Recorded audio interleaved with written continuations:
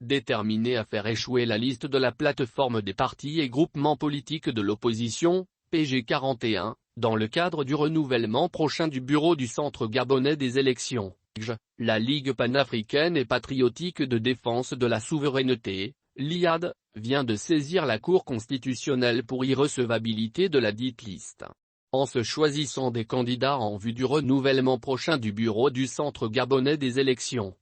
Louis-Gaston Maïla a offert l'opportunité à ses pairs de l'opposition de mettre en doute la légalité de la plateforme des partis et groupements politiques de l'opposition qu'il conduit. Dans une requête introduite à la Cour constitutionnelle en vue d'obtenir l'irrecevabilité pure et simple de la liste des candidatures de la PG41 au CEJ, la LIAD indique que le courrier en date du 13 janvier 2023 accompagnant la liste de candidatures de la PG41 au CEJ n'est pas accompagné d'un récépissé de reconnaissance de cette structure. Toute chose, qui interroge sur la recevabilité du PG41, pour autant qu'il justifie au préalable d'un intérêt à agir. Sans récépissé produit au débat, le PG41 est une association de fait, qui ne peut, sous cette forme, tirer les bénéfices de la loi. Cette option, librement choisie par la PG41, expose sa liste déposée sous cet attelage, à la sanction de l'irrecevabilité, sans bénéfice de discussion, a déclaré le président de la conférence des présidents,